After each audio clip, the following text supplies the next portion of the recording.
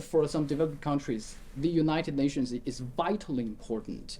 Yet with geopolitical tensions rising nowadays, some feel some issues like humanitarian assistance, human rights, they could be politicized. And how can the UN keep its objectivity to show all the member states, especially developing countries, that they can rely on the United Nations for its support and justice? Now, the United Nations is committed to all aspects of its agenda. The peace and security aspects, the sustainable development aspects, including climate, the humanitarian aid, and the human rights. And of course, the first thing that is important when we talk about human rights and humanitarian aid is that human rights are respected and humanitarian aid is provided. So there is always a risk of politicizing, but that risk should not be a pretext not to respect human rights or not to distribute humanitarian aid.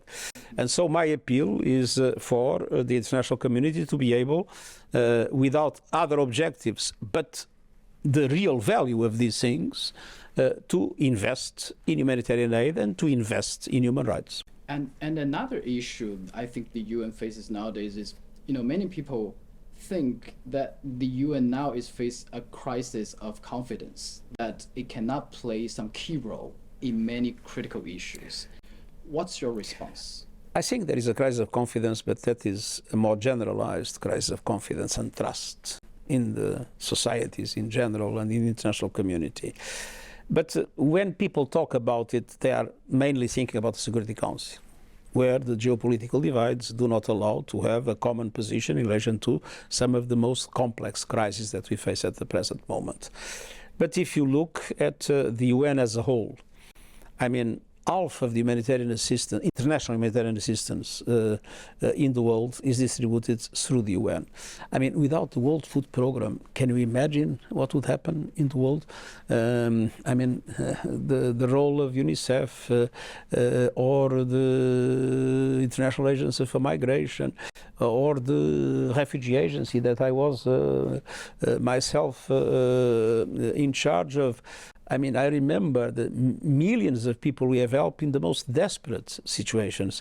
So we need to see the UN in its entirety. The UN that is supporting countries in development. The UN that is the greater promoter of the Sustainable Development Goals, the Agenda 2030, of justice in relation to developing countries, the UN that represents with its peacekeeping, and China is very much involved in peacekeeping, the protection of civilians in the most difficult situations, sometimes with the peacekeepers themselves being killed and sacrificing their lives for the protection of others.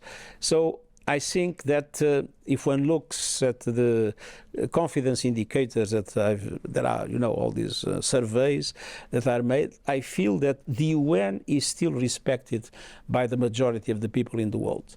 There is a problem that is difficult to solve, which is the fact that we have a geopolitical divide that impacts on the UN and impacts in many other things.